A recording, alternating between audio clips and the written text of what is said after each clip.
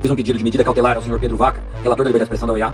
Uma das primeiras medidas que quero fazer a partir de agora, que tomei posse como presidente, é estabelecer uma linha direta, um contato com a OEA, através do senhor Pedro Vaca, para também poder contribuir dentro desse relatório que ele deve publicar a princípio nesse segundo semestre. Deputado, justamente por isso, tendo sido a Credem a primeira escolha do partido, por que a Credem era a prioridade, por que a Credem continua sendo prioridade e como que o senhor entende que a Credem pode ter um papel de preponderância no cenário político brasileiro?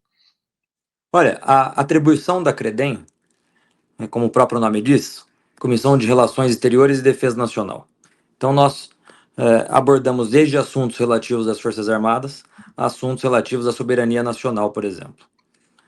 A comissão tem uma importância fundamental porque hoje o mundo todo debate formas de fortalecerem a sua soberania nacional. O que eu tenho falado é que não existe soberania nacional sem a soberania do povo. Não existe soberania sem povo.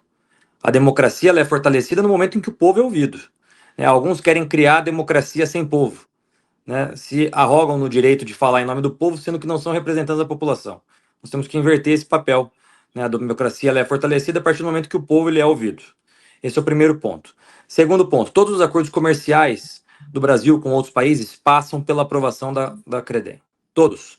Então nós tivemos no ano passado a visita do Xi Jinping aqui no Brasil, foi celebrar 37 acordos do Brasil com a China. Esses acordos vão ser levados à Credem para serem aprovados pelo plenário da Credem. Não só a China, mas a França também esteve aqui. Os acordos firmados entre Brasil e China serão tramitados dentro da Credem. E um terceiro aspecto que é muito importante são os acordos internacionais aos quais o Brasil já é signatário. O que eu já te adianto e que nós faremos e já começamos a fazer é competência e atribuição regimental da Credem analisar todos os fatos que estão acontecendo no Brasil e se esses fatos estão em conformidade ou não com os acordos internacionais de direitos humanos aos quais o Brasil já é signatário.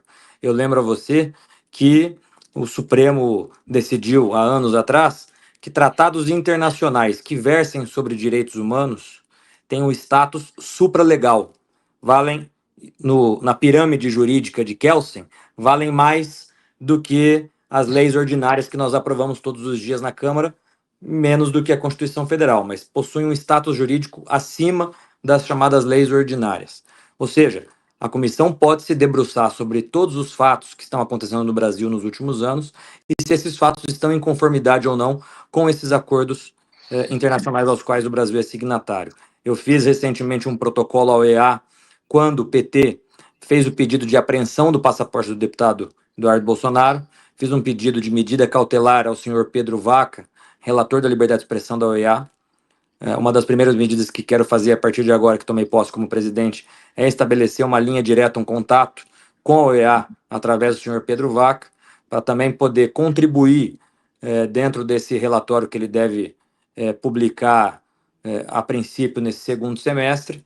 Então, toda essa interlocução internacional que o Eduardo tem feito com maestria, nós podemos dar a ele a institucionalidade através da Credem. A Credem pode e deve, e faremos, fazer essas análises dos fatos que aconteceram no Brasil, se esses fatos têm conformidade com os acordos internacionais. Nós podemos produzir relatórios sobre isso, protocolar esses relatórios nos organismos internacionais. A Credem vai fazer diálogo com outros países e entidades de outros países, partidos políticos de outros países, tudo isso é atribuição regimental da Credem. Por isso que o PL escolheu a Credem como sua prioridade número 1. Eu fui até questionado, Paulo, recentemente, pela imprensa, se nós continuaríamos o trabalho do deputado Eduardo Bolsonaro. E a imprensa me questionou isso no sentido de dar ares de ilegalidade àquilo que o Eduardo tem feito. Eu disse para eles o seguinte: olha, não tem absolutamente nada de ilegal daquilo que o Eduardo tem feito.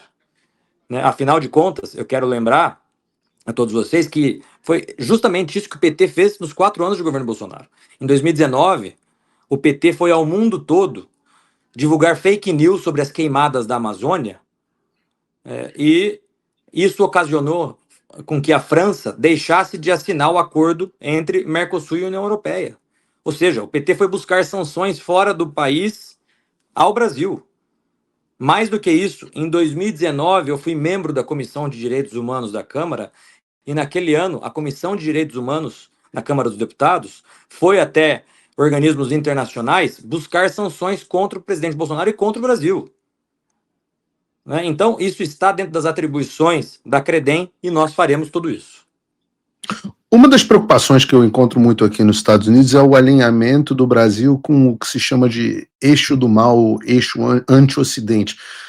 Eu vejo, obviamente, você enxerga a China, o Irã, a Venezuela, Cuba, a Coreia do Norte, e o governo brasileiro, a política das relações exteriores do governo brasileiro tem sido muito alinhada com esses países, né? O Brasil, inclusive, fez declarações de apoio a organizações terroristas como o Hamas.